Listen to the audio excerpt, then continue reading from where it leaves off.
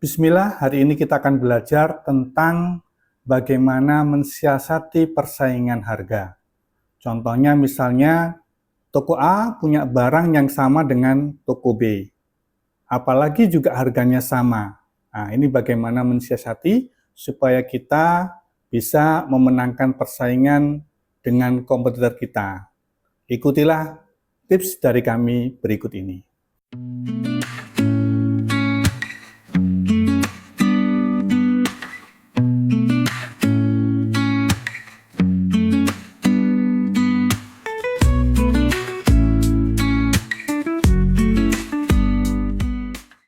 Rumus pertama, apabila barang yang dijual sama, maka yang laku adalah barang yang paling murah harganya.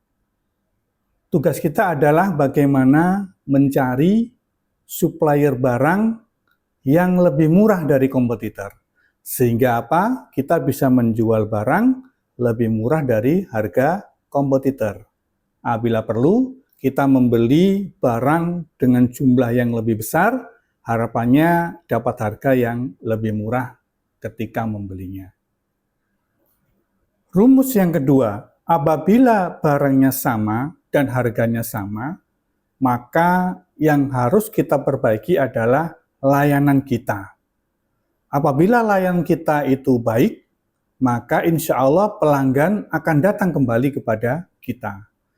Demikian juga sebaliknya, apabila layanannya kurang cocok atau misalnya pelayanan misalnya dengan muka masam dan lain sebagainya, artinya tidak berkenan, maka bisa jadi pelanggan itu akan cukup sekali datang ke toko kita.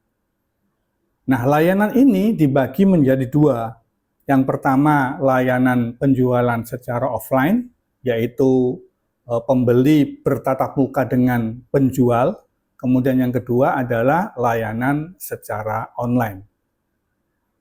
Adapun untuk pelayanan secara offline, itu kita harus yang pertama memperbaiki kualitas dari pelayan atau penjaga tokonya. Biasanya dengan tips 3S. Yang pertama salam, kemudian senyum dan sapa.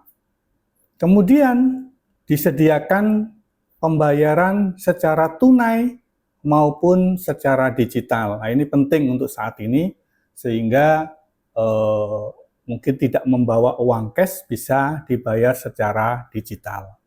Kemudian berikutnya ketika ada komplain dilayani secara baik. Jadi misalnya waktu pembelian itu dia kecewa dan lain sebagainya, kemudian menyampaikan kekurangan-kekurangan dari toko kita, maka ini juga harus kita terima dan kita perbaiki sebagai bentuk perhatian kita terhadap komplainnya. Kemudian berikutnya yang keempat adalah pengembalian produk. Jadi seandainya produk yang dibawa itu ternyata tidak bagus, misalnya kadaluarsa dan lain sebagainya, maka kita siap untuk adakan penggantian barang yang sama seperti yang dia beli. Adapun penjualan secara online, maka yang harus kita perbaiki adalah yang pertama responsif terhadap chatting yang masuk. Lamanya pelanggan menunggu respon dari kita, itu akan menyebabkan mereka tidak akan kembali ke toko kita lagi. Maka penting kita harus menjaga agar setiap chatting yang masuk segera dijawab. Kemudian yang kedua, menjamin pengiriman barang itu sampai ke tujuan dengan kondisi bagus. Nah, ini kadang-kadang ketika kita salah memilih partner untuk delivery, pengiriman barang, ini juga akan menimbulkan masalah tersendiri. Kemudian memberikan solusi apabila produk yang dicari tidak diketemukan atau tidak kita jual, sehingga pelanggan tidak lari ke tempat lain. Kita berikan solusi yang terbaik, memberikan produk yang bisa jadi sebagai pengganti produk yang tidak ditemukan di toko kita.